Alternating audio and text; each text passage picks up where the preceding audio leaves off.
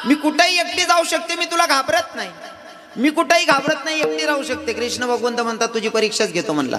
आता भगवंताच्या सोबत फिरत असताना कुंजवनामध्ये गोपिकाला सोडली आणि देव जरा लुप्त झाले, दिसतच नव्हते. ती गोपिका इकडे तिकडे शोधते, देव दिसत नाही. कन्हैया अरे कुठे गेलास? देव मनातल्या मनात म्हणत होता तू एकटी फिरू शकते, घाबरत नाही ना, आता तुझी परीक्षाच घेतो म्हणला. देव लुप्त झाले, देव दिसत नाही. आता गोपिका इकडे तिकडे पाहते, जीव घाबरला तिचा. घाबरल्याच्या नंतर देवाला हक्क मारते. भाव काय त्या गोपिकाचे ऐका. हे कान्हैया रे कान्हैया रे कान्हैया रे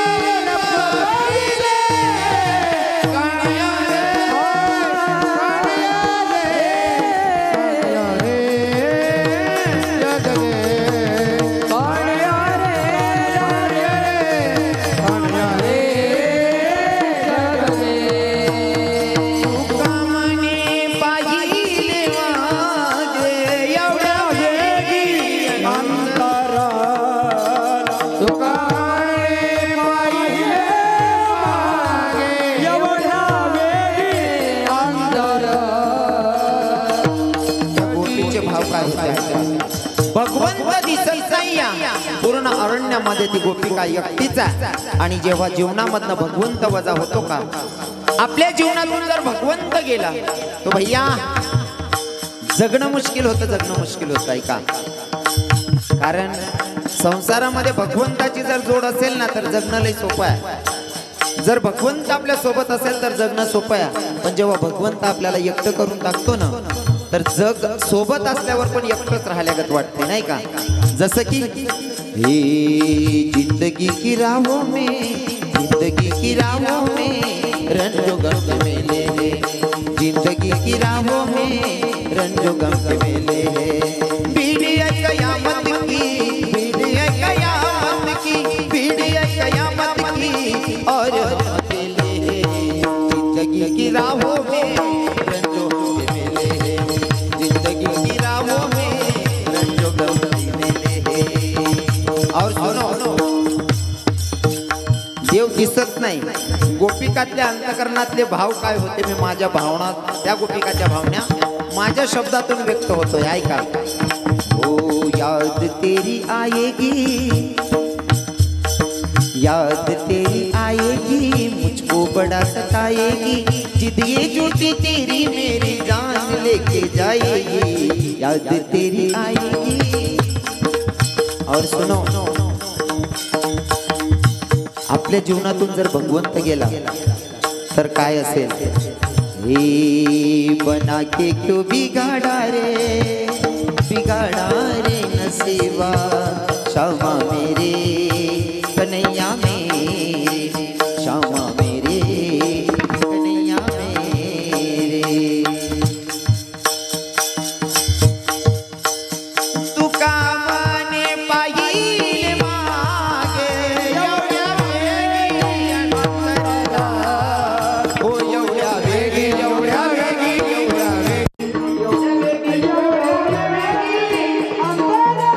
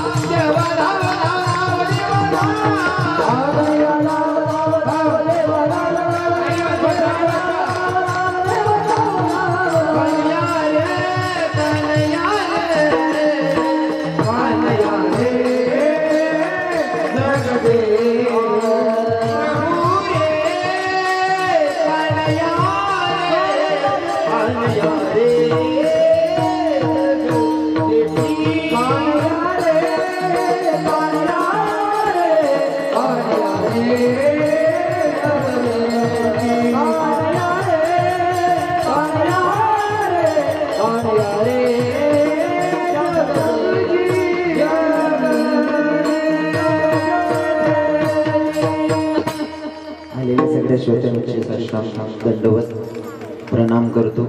खरं तर जितेंद्रिय बुद्धिमत्तम वरिष्ठम नरयुक्त मुख्यम श्रीरामदूतं शरणं प्रपद्ये, श्रीरामदूतं शरणं प्रपद्ये। आई हनुमंत विराजी कथा करो मती अनुसार, प्रेम सहित गती धरू पधारी जी पवन कुमारी, तेरा दा मेरी स्वामिनी मेरा दे जी को दास, जन्म जन्म मोहे दीजियो श्री वृंदावन को वास। बरसाने की राधिका नंदग्राम के श्याम, इनके पग में बंधन करू करू कोटि कोटि प्रणाम। आना रे घनश्याम, आना सुंदर श्याम, हमारे हरि कीर्तन में आना रे प्रभु श्याम, हमारे हरि कीर्तन में। हरे घनश्याम हमारे हरि कीर्तन में, हरे घनश्याम हमारे हरि कीर्तन में। प्रभु आप भी आना संग राधा जी को लाना, ओ आप भी आना संग राधा जी को लाना, प्रभु आप भी आना संग गोपियों को लाना, ओ आप भी आना संग गोपियों को लाना। लाना रे गणिता हरि कीर्तन में, आना सुंदर श्याम, हमारे हरि कीर्तन में।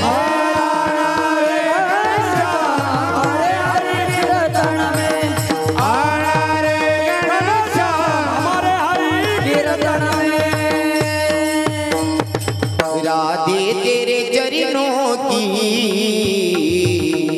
रज धूलि जो मिल जाए, सच कहता हूँ मेरी तकदीर बदल जाए। इरादे मेरे जीवन की बस एक तमन्ना है, बस एक तमन्ना है, तुम सामने हो मेरे, मेरा दम ही निकल जाए।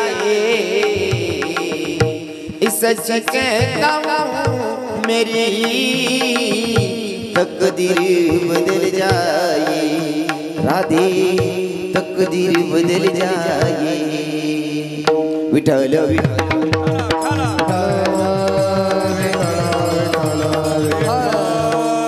नारद महर्षींचा देवाशी संवाद आहे। मी प्रत्येक कीर्तनातून सांगतो, जर मला कानादेशामध्ये कीर्तन करायचं असेल तर कानादेशामध्ये जर कीर्तन करायचं असेल तर मला आवर्जून सांगायला आवडतं। पांडुरंग परमात्म्याला नारद महर्षींचा क्वेश्चन होता, देवा जर मला तुझी भेट घ्यायची तर तू कुठं भेटणार आहे? जर तुझं दर्शन घ्यायचंय तर कुठं भेटणार आहे? कारण हाक मारायचं म्हणल्यावर तुझं एक नाव नाही ना, तुझे तर हजारो नाव आहेत। जसं की हे हरी तारू नामचे हजार, प्रभू तारू नामचे हजार, कहा नाम लिखवी गंगोत्री। कोणत्या नावानं हाक मारायचं? कारण तुझे हजारो नाव आहेत।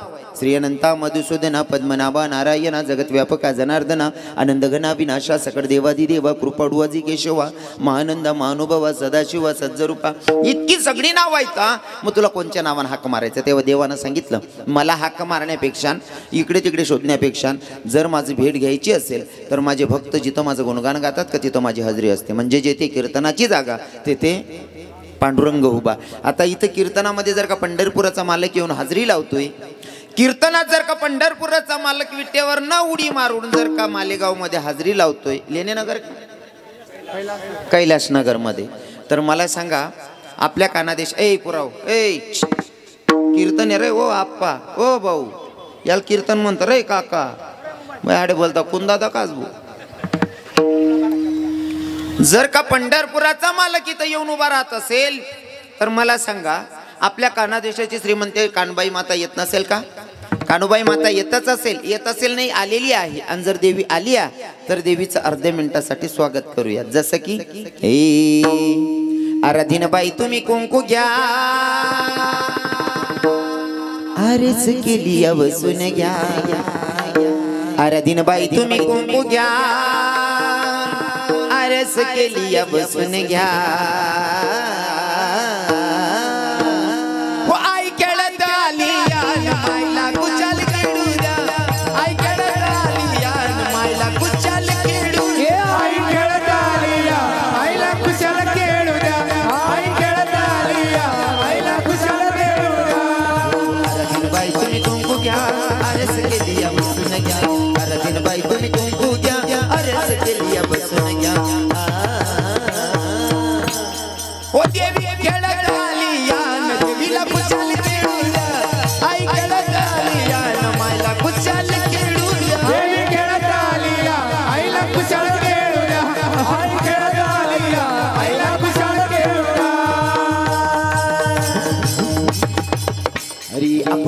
देव करून घ्यावा त्यांनी बिना जीवा सुख नव्हे, रती माई के दुःखाची जनती नाही आदी अंत्यवसान प्रस्तुत।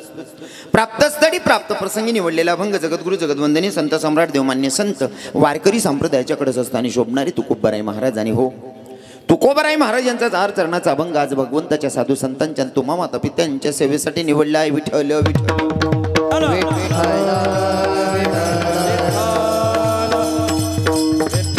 कार्यक्रम किम निमित्ताने, कार्यक्रम किम निमित्ताने तुम्हा सगळ्यांना ज्ञात आहे, तरी पण वक्त्याचं कर्तव्य अनुषंगानं साधू संतांच्या पदस्पर्शाने पुनीतन पावन झालेली आपली मालेगाव नगरी, मालेगाव नगरीमध्ये आज कीर्तनाचं योग आहे।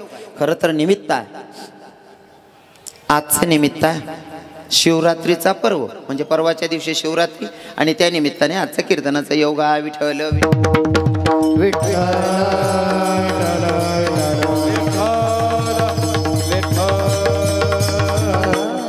कार्यक्रमाचे आयोजक आहेत महाशिवरात्री उत्सव मतलब आयोजक यूथ कल्चर ग्रुप कैलासनगर, त्यात श्री दिलीप भाऊ शेजवड, श्री टिनू भाऊ सैंदाने, संत पंगत घेतली गंगूबाई काशीनाथ बडांगे, काशीनाथ बडांगे. कीर्तनासाठी उपस्थित महाराज मंडळी, बरोबर होतात ना नावे? कीर्तनासाठी उपस्थित महाराज मंडळी, सगळे जीवाभावाचे असणारे महाराज मंडळी आहेत. इकडे आमचे मयूर बाबा आहेत, आमचे मनोज बाबा आहेत, विनेकरी बाबा आहेत, आमचे छोटे महाराज मंडळी आहेत. अजून इकडे आमचे गायनाचार्य बाबा, जितू बाबा, कुणाल बाबा आहेत. इकडे आमचे महाराजजी बबन बाबा आहेत. आणि ज्यांच्या अनुषंगानं मला तुम्हा माता पित्यांचं दर्शन घडलं असे असणारे आपल्या परिसरातले श्रीमंती म्हणायला अजिबात चुकीचं ठरणार नाही, ते म्हणजे आमचे ज्ञानेश्वर महाराज मालेगावकर महाराजांनी आग्रह धरला, म्हणले महाराज तुम्हाला यावं लागेल. त्यांच्या अनुषंगानं तुम्हा माता पित्यांचं दर्शन घडलं. साऊंड सिस्टीमचे मालक, साऊंड सिस्टीम छान आहे, वाजवणारे म्हणणारे महाराज छान आहेत. यूट्यूब चॅनलचे मालक, 3 कॅमेरा चालू आहेत. कोणा मालक कोणता आहे मला काही समजी राहिलं नाही, पण चांगलं आहे. तुम्हाला धंदा वस म्हणा विवस. कीर्तनासाठी ज्यांची खास साऊंड सिस्टीमचे मालक दिनोदार साहेब, साऊंड सिस्टीम छान आहे. अजून मला स्वाभिमान वाटतोय सांगायला, कीर्तनामध्ये आपण कीर्तनकार येतोच. कीर्तनकाराला तारीख दिलेली म्हणून त्याला यावं लागेल. भजनी मंडळ येतेच. तुम्ही ऐकणारे श्रोतेही ज्यांना जसं म्हणतो की आपण आवड असली का सवड भेटते, तुम्ही सुद्धा आवडीने इथं आलात. पण ज्यांची विशेष उपस्थिती लाभली ते म्हणजे आपल्या खासदार आमचे आईसाहेब शोभाताई बच्छाव, आमचे आईसाहेब कीर्तनाला आलेत. खरं तर जवळजवळ राजकारणी लोक कीर्तनमा येतच नाही, पण यांची मनाची श्रीमंती म्हणावी लागेल की आमचे आईसाहेब कीर्तनाला येऊन बसलेत. नाही ते खरं म्हणजे माले राजकारण म्हणा रबी समजत नाही, अजून बी सुधरत नाही. आई कोणता पार्टी मानिशी असं मायच्यान बरं, मायच्यान मला काहीच समजत नाही. पण मना डोळ्याला जे दिग ना ते सांगाच. किती कीर्तनात येऊन बसलेत म्हणून माझ्यासाठी ग्रेट आहेत. ज्यांना माझ्या धर्माचा कळवळा असेल ते कीर्तनात येऊन बसतात. कारण कीर्तन काही सोपं नाही, साधं नाही आहे. कीर्तनाची मर्यादा आहे. कीर्तन करावं माझ्या तुकोबरायांनी, कीर्तन करावं माझ्या तुकोबरायांनी, आणि कीर्तनात येऊन बसावं राजे छत्रपती शिवरायांनी. माझ्या धर्माची संस्कृती. कीर्तन टाइमपासचं साधन नाही आहे. कीर्तन म्हणजे जीवनाचा उद्धार करण्याचं साधन आहे. आणि त्याच्यासाठी राजे छत्रपती शिवराय कीर्तनात बसत होते. तुमचं आमचं काय घेऊन बसला? हे पायातली चप्पल काढून बसा रे, काढा चप्पल. अनाथ बोलू नका बरं. हो भिकू गंगू बोलजो नको. ते बोलता किडा पाडा ना तुम्ही, बोलू नका. कीर्तनाची मर्यादा असते. कीर्तनात व्यर्थ बडबड करायचं नाही, नाही तर उठून मागं बसायचं. खरं तर कसं आहे ना, जे खरं श्रीमंत म्हणतस ना आपला आयराणीमा एक मनशे, बरेला अंडा कधी डबकत नाही. बरोबर आहे ना, बरेला अंडा कधी डबकत नाही. खाली राहिना का तो डबडब आलास. जसं खरं श्रीमंती असल्यावर माणूस सगळं विसरतो, फक्त भगवंताशी कसं नातं जोडता येईल हा भाव मनात असतो, नाही का. माझे आईसाहेब कीर्तनाला आलेत. आईसाहेब खूप खूप धन्यवाद. काकाश्री आहेत ना, वा वा, हां धन्यवाद. तुम्ही पण आलात वेळेत वेळ काढून, खूप खूप धन्यवाद. आणि आईसाहेब सोबत आमचे आलेले दादा आहेत ना, ते पण मला बोलून गेले की महाराजजी मी तुमचा खूप मोठा फॅन आहे. वा वा धन्यवाद. 2-3 लोक तुम्ही, तुमचा खूप मोठा फॅन आहे. असं तर काही शक्य होत नव्हतं लाईव्ह बघायचं, पण आम्ही तुम्हाला यूट्यूबला बघतो, मोबाईलला बघत राहतो. ते बघून सर्व आनंद वाटतोय की भैया तुम्ही मला यूट्यूबला सगळी लोक पाहतात. पण खरं सांगू का, मालेगाव नाही पहिलं कीर्तन वय इथला लोक नुसता स्टेजना आजूबाजूला राहतच म्हणा, जिथला तुम्ही बसेल. पण बरं आहे बा, ते पैसावाला नवरा करीच नाही संसार करणं, बट असले जमीन. पण मग गरीब ना संसार कोणी करा ना. म्हणून ठीक आहे, काय हरकत नाही. फक्त माझी एक विनंती असेल, मी तुम्हाला सुरुवातीला सांगितलं कीर्तन काही सोपं नाही, टाईमपासचं साधन नाही आहे. कीर्तन करावं माझ्या तुकोबरायांनी, कीर्तनात येऊन बसावं राजे छत्रपती शिवरायांनी. आपली धर्माची संस्कृती म्हणून कीर्तनाला सगळेजण बसलेत. तर विनंती असेल तुम्ही जिथं आहे तिथं बसा, मला काही घेणं देणं नाही. पण मला असं नियमात जर सांगायचं म्हणलं तरी तर आसन टाकलेलं आहे, आसनावर जर बसलात तर कीर्तन ऐकण्याचा फायदा असेल. हो, जर आसनवर ईशने बसणार मला पक्की गॅरंटी आहे तुमले 1 तास बोर होऊ देवा नाही, आपली गॅरंटी. कारण कीर्तनना टाईम होता 7 ते 9, माऊली बाबा 7 ते 9 होता. त्याच्यानंतर 8 ते 10 झाला, आखो 8:30 वाजल्यात. म्हणजे आता 10:30 पर्यंत कीर्तन करणं, 9:30 वय झाल्यात, फक्त 1 तास बाकी आहे. एक तासभर कीर्तन करणं, एक तास मग मला विश्वास आहे तुमले बोर होऊ देऊ आणि फक्त कीर्तन समोर ऐका, समोर बशीशीन ऐका. कसं आहे ना, कीर्तन कोण करतंय त्याच्यापेक्षा हे जे कीर्तनाचं व्यासपीठ आहे ना, हे एक परीस असतं. परीस माहिती आहे ना, देखील नशीन पण ऐकेल असेल ना, परीस आहे. हे जे व्यासपीठ आहे ना, कीर्तनकाराकडे नाही बघायचं, कीर्तनकार कोणी का असू देत, पण हे जे व्यासपीठ आहे हे परीस आहे. आणि तुम्ही आपण जीव म्हणजे लोखंड आहोत. जोपर्यंत या परीसाला अशी टच होऊन बसत नाही तोपर्यंत लोखंडाचं सोनं होत नाही. माझं बोलणं कळतंय ना, हे परीस आहे आणि याच्या समोर बसायला पाहिजे, म्हणजे आपण लोखंडरूपी जीव सुद्धा सोनं होतं. ही परीसाची ताकद आहे. पण परीसामधील लोखंडामध्ये जर दोरा शिरायला जरी जागा राहिली तरी परीसाचं नुकसान होत नाही, पण लोखंडच राहून जातं. म्हणून टच होणं गरजेचं आहे या व्यासपीठाला. असं समोर येऊन बसणार ते बोलतं बारी होईन आणि या सणवर बटाको मस्त सुविधा करेल शे. लोकेश ना मानले हो, खाली बसाले तुमले आसनशे ऐकाले शासने आखो काय पाहिजे विठ्ठल विठ्ठल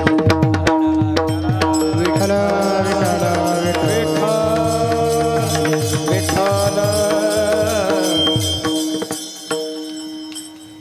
शिवरात्रीच्या पर्वावर कीर्तन करतोय म्हणून मला सांगायला आवडेल की भैया शिवरात्री आपण साजरा करतो, ही शिवरात्रीचं महत्व काय आहे. आता प्रत्येक ठिकाणी असं ऐकलं जातं की महाराज कोणीतरी एक माणूस होता, तो बेलपत्रावर चढला, तिथून त्याला शिकार भेटत नव्हती, मग तो वरून एक एक पाला तोडत होता, टाइमपास करत होता आणि तो पाला बरोबर शिवलिंगावर पडला आणि मग शिवलिंगमधनं भगवंत प्रगट झाले महादेव आणि मग त्याच्यावर प्रसन्न झाल्याच्या नंतर त्याच्यावर कृपा झाली. इथपर्यंत तुम्ही सगळ्यांनी ऐकले, पण कदाचित मला काहीतरी नवीन सांगावं वाटतंय की भैया एके ठिकाणी असं चरित्र आलेलं आहे महापुराणामध्ये, शिव महापुराणामध्ये, की जेव्हा महादेव बसले आहेत आणि एका ठिकाणी विष्णू भगवंत आणि ब्रह्मदेवाचा वाद चाललाय.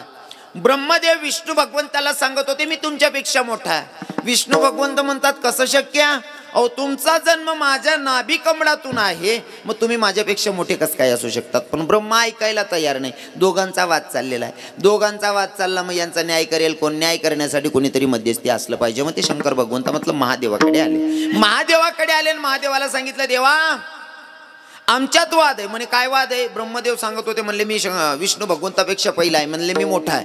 विष्णू भगवंत म्हणतात महादेवा तुम्हाला तर माहितच आहे मोठं कोण आहे. आता ब्रह्मा ऐकायला तयार नाहीये. मग ब्रह्मदेव ऐकायला तयार नाही म्हणून आता पर्याय व्यवस्था केली शंकर भगवंतानं. महादेवानं काय केलं, अग्निस्तंभ प्रगट केला.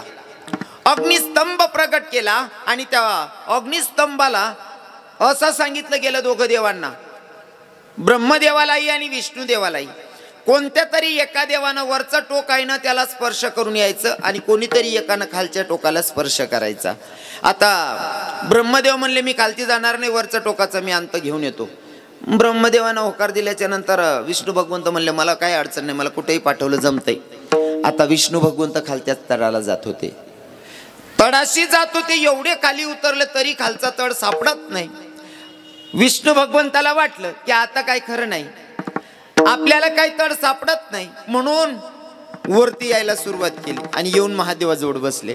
आता तिकडे ब्रह्मदेव पण वरचा टोक बघण्यासाठी वरच्या टोकापर्यंत पोहोचण्यासाठी प्रयत्न चालू होते, पण वरचा टोक सापडतच नाही. वरून केतकी पडला. केतकी एक फूल होतं, त्याला केतकीला आपण काय म्हणतात, केतकीला कसलं फुल म्हणतात तुम्ही, केवढा बिवडा म्हणतास होती ना, नाही साधे आपला बापनं काय जाय मी तिथला मग काय सांगतो. केतकीवरून येत होती. आता केतकीला ब्रह्मदेव ब्रह्मदेवानं सांगितलं, म्हणले केतकी माझं एक काम कर. म्हणे काय, म्हणले अग्निस्तंभाचं वरचं टोक अजून किती लांब आहे. केतकीनं सांगितलं, म्हणले मलाच माहित नाही, कारण मला अजून अंत सापडलेला नाही म्हणले त्याचा. मग ब्रह्मदेवानं केतकीला सांगितलं माझं थोडंसं काम करशील का. म्हणला काय, फक्त महादेवाकडे जाऊन एवढं सांगायचं की वरच्या टोकापर्यंत ब्रह्मदेव आले होते, एवढं खोटं बोलायचे. केतकी म्हणले हा हरकत नाही, बोलतो म्हणले. आता नेमकंच ब्रह्मदेवाकडे दोघं देव गेले, विष्णू भगवंत आणि महादेवाकडे ब्रह्मदेव आणि विष्णुदेव दोघंही गेले. गेल्याच्या नंतर देवाला सांगायला लागले आम्ही जाऊन आलो. महादेवानं विचारलं खरं खरं सांगा विष्णू भगवंताला विचारलं तुम्ही खालच्या टोकापर्यंत गेलात का? विष्णू भगवंतानं सांगितलं खालच्या टोकापर्यंत जाणं जाऊ द्या, मी अर्ध्यावर जाईपर्यंतच मी थकलो. म्हणले खाली किती अंतरावर जावं लागेल मलाच माहीत नाही, म्हणून मी अर्ध्यातून फिरून आलो, मी खालचं टोक बघितलंच नाही.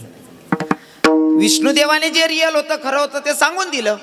आता ब्रह्माला विचारलं, म्हणले तुम्ही वरच्या टोकापर्यंत गेलता का? ब्रह्मदेवानं सांगितलं वरच्या टोकापर्यंत जाऊन आलो, आणि पुरावा पाहिजे असेल तर केतकीला विचारा. केतकीला विचारलं, म्हणले तुम्ही बघितलं का? म्हणला हो. केतकीही खोटं बोलले. महादेवाच्या लक्षात आलं की ब्रह्मदेव खोटं बोलतोच आहे, पण ब्रह्मदेवाच्या सोबत केतकी सुद्धा खोटं बोलते. आणि बघा बरं का, काही काही लोक खोटं बोलायला एवढे माहीर असतात ना, सहज सहज खोटं बोलतात. काही काही लोक गरमा पैसा उपाट देतात तरी नाही म्हणे पडतं. तुम्हाला माहिती नाही ना तसं कोणी? हां बरं, आटे बटा बाया बटा दादा चांगला बसेलेत बा. काही काही लोकांना असं वाटतं मी जे करतोय ना लोक माझ्याकडे बघत नाही. अरे भैया, समाजाच्या नजरेत धूर झोकणं सोपं आहे, लोकांच्या नजरेत धूर झोकणं सोपं आहे, पण भगवंताच्या नजरेत नाही हो. तो कोणत्याही कसल्याही कोपऱ्यात बघून घेतो. त्याच्यासाठी मला तुम्हाला एक उदाहरण द्यायला आवडेल. हां, हे चिंतन मांडतो ना तर मला सांगायला आवडतं. हॉस्टेलमधले 30 विद्यार्थी होते. मयूर बाबा, मनोज बाबा, विद्यार्थी होते 30. बोर्डिंग सुप्रिटेंडंटने प्रत्येक पोराला मकर संक्रांतीचा एक लाडू दिला. सांगितलं बेटा, लाडू अशा ठिकाणी जाऊन खा जिथं तुम्हाला कोणी बघणार नाही. लाडू अशा ठिकाणी जाऊन खा जिथं तुम्हाला कोणी बघणार नाही. आता 30 विद्यार्थ्यांना 30 लाडू दिले.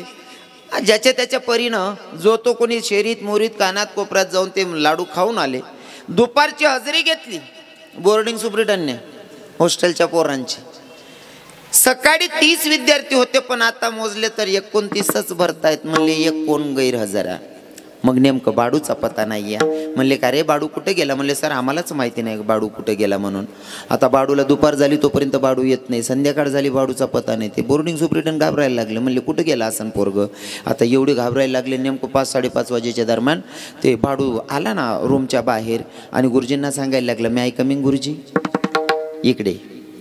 का रे सकाळी 9-10 वाजेपासून गायब आहे भाड्या, तुला अक्कल आहे का? मी दिवसभरचा तुझी वाट बघायलो बेटा, पुन्हा का गेलतास? बाडू काहीच बोलत नाही. गुरुजींनी सांगितलं तू असं पुन्हा चूक करशील म्हणून तुला आता शिक्षा भोगावी लागेल. हात पुढे कर म्हणला, छडी घ्यावी लागेल. त्यानं हात पुढे केला. गुरुजींनी 2 छड्या मारल्या. म्हणले आता दुसरा हात पुढे कर. आता दुसरा हात पुढे करायच्या वेळेस त्याच्या हातात काहीतरी वस्तू होती, ती वस्तू घेतली, निकडच्या हातात ठेवली आणि मग दुसरा हात पुढे केला. गुरुजींनी सांगितलं बेटा मला एक सांग ना, या हातातून त्या हातात तू काय ठेवलं? म्हणले काय नाही गुरुजी. मारा तुम्ही छडी. एले का तू हातातून या हातात काय घेतलं ते सांग. पोरगा बोलतच नाही. म्हणले तू जर दाखवलं नाही तर पुन्हा जास्तची शिक्षा भोगावी लागेल. दाखव. म्हणले काय? या पोरानं हात पुढे केला, त्या हातात लाडू होता. गुरुजींनी सांगितलं बाडू 9-10 वाजेपासून दिलेला लाडू अजून फिरवतोय, तू लाडू खाल्ला नाही लेका? गुरुजी तुम्ही लाडू जेव्हा दिला ना तेव्हा असं सांगितलं होतं का बेटा, लाडू अशा ठिकाणी जाऊन खा, लाडू अशा ठिकाणी जाऊन खा जिथं तुम्हाला कोणी बघणार नाही. गुरुजी शेरी मोरी जाऊ द्या, कानाकोपरा जाऊ द्या, मी पार दर्या खोऱ्या पूर्ण अरण्य फिरून आलो, पण मला भूतलावर अशी जागाच दिसली नाही का जिथं माझा ब्रह्मांडाचा धनी मला बघत नाही. अशी जागाच नाही आहे. कोणतंही कृती करत असताना, कोणतंही काम करत असताना ब्रह्मांडाच्या धनीला, माझ्या कृष्ण भगवंताला, माझ्या कन्हैयाला डोळ्याच्या समोर घ्यायचं आणि मगच काम करायचं. कारण लोक नाही बघत पण जगाचा मालक बघतोय. एखादी मांजर दूध पिते का? मांजर दूध पिते ना, तिची दूध प्यायची पद्धतच अशी असते की ती डोळे बंद करून दूध पिते. ती डोळे बंद करून दूध पिते. तिला असं वाटस मना डोया बंद येत म्हणजे बटा जगना बंद येतो. येडी डोया फक्त तुला आलेत लोक तुला देखी राहणार, पण विषय असा शे तू आता ते दूधले उष्ट कर टाका असं बी वाचाडीन काय फायदा आहे म्हणे पेवदी राहिला. माझं म्हणणं कळतंय तुम्हाला. म्हणून कोणतंही काम करत असताना कोणतंही चूक आपल्याकडनं होऊ नये ही दक्षता घ्यायची, नाही तर भगवंत आपल्याला पाहतोय. आणि या अभंगातून तुम्हाला तेच मला सांगायचं आहे. हे शिवरात्रीचं महापर्व. आता शिवरात्रीमध्ये ते अग्नस्तंभ उभा होता. ब्रह्मदेव खोटं बोलल्याच्या नंतर महादेवानं सांगितलं तुम्ही माझ्यासोबत खोटं बोलले, तुम्हाला आता मी शब्द देतो की भूतलावर तुमची पूजा होणार नाही. ब्रह्मदेवाची पूजा होत नाही. कुठेतरी एक ठिकाणी मंदिर आहे पण आपल्या इकडे ब्रह्मदेवाची पूजा होत होत नाही. आणि जी केतकी आहे का, केतकीचं फूल आजही ब्रह्मदेवा महादेवाच्या पिंडवर ते फूल चढत नाही, कारण त्या फुलला सुद्धा शाप आहे. तू माझ्यासोबत खोटं बोललाय, माझ्या पूजेमध्ये तुला वापरलं जाणार नाही. जो देवाशी खोटं बोलतो तो देवाच्या कार्यात वापरला जात नाही, एवढं लक्षात ठेवायचं. विठ्ठल विठ्ठल